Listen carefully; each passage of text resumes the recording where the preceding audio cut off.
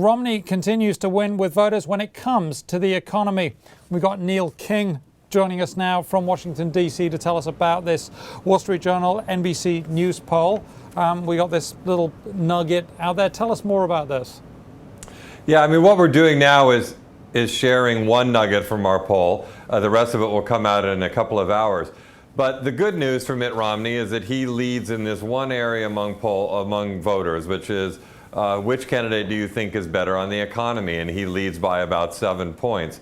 The bad news for Romney is that on a whole bunch of other questions in the same section, who's better at looking after the middle class, who's more knowledgeable and experienced to be president, and who's the better commander-in-chief, Obama leads by double digits in all of those areas. So that's going to be a kind of tough finding for the Romney campaign. Typically, in the past, hasn't it been the economy that has trumped everything?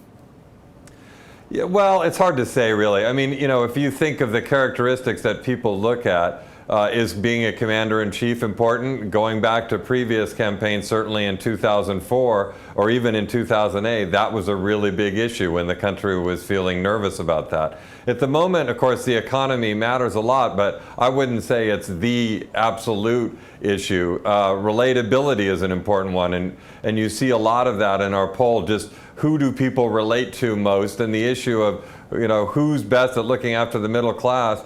Obama gets 50% basically, compared to a third of the people that think Romney is better for that.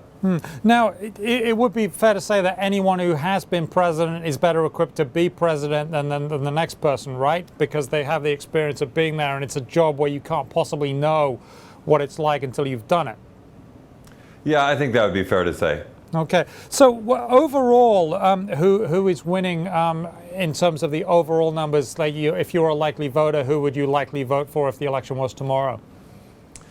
Actually, the agreement that we have with NBC News is that 6:30 will release all the results. So that particular top line number is among the rest of the findings of the poll that were, yep. Well, I just wanted the hot news there. Maybe it was going to slip out. My apologies for that. Question for you. You've observed Washington, D.C. and the races for president for quite a long while.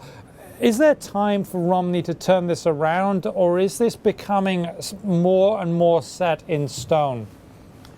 Well, what's interesting about our poll, as people will see a little bit later today, is that this margin of between the two candidates is one that we've seen repeatedly over the last year in previous polls. And it's the kind of thing that, considering we're now in the middle of the summer, it is starting to solidify a bit, and it's going to be increasingly tough, particularly after the conventions, if Romney doesn't really start to move. So the conventions are late next month. That is a very big moment for his party and for him to really seize the attention of the American public and move forward. So it's certainly not too late, but if you look at other precedents, it's going to be tough for a challenger to really move briskly unless he starts to do it fairly soon. And I think a big part of that's got to be who he picks for his running mate, right?